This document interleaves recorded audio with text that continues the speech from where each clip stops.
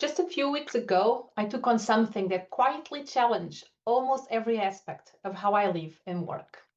A 10-day Vipassana silent meditation retreat. No phones, no books, no writing, no crochet, no talking, not even eye contact, no distractions. Just me, my body, and my mind, following a strict schedule of meditation, rest, and introspection. It sounds intense, and it was. As someone who works with people for a living, who communicates for clarity, connection, and impact, this was a radical shift. I went in with no particular expectations, just curiosity about what I could learn. What happens when I stop talking and start listening inwardly instead?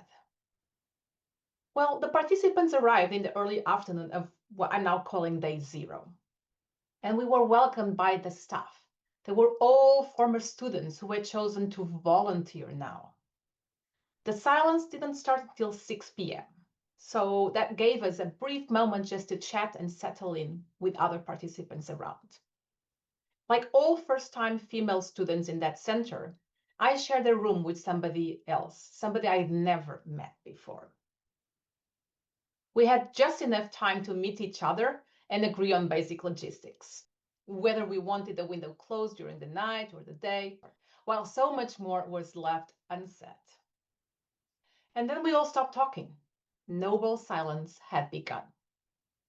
At first, not saying good morning or nodding your head and smiling politely as you walked through another person. It really felt rude, almost cold. But as the days passed, I came to appreciate it as a form of respect.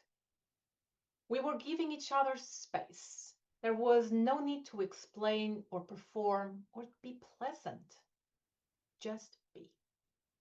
It was a strange kind of intimacy, living side by side in total silence, trusting one another without words, without eye contact.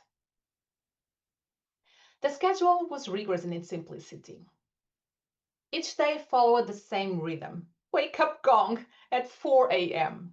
First meditation at 4:30, and structured seats throughout the day, broken only by simple yet delicious vegetarian meals and short breaks. Overall, more than 10 hours of meditation each day. The simplicity itself was demanding, especially for me, the lack of sleep. 6 hours at night and just enough free time during the day for a quick nap, which I confess from day 4 became a reliable survival tool for me. Without the usual inputs and distractions, time felt slower, but fuller. The usual ways I occupy myself, thinking, planning, analyzing, helping others, or even just watching Netflix, had no role there. So there was nothing to do but sit with what was in that moment.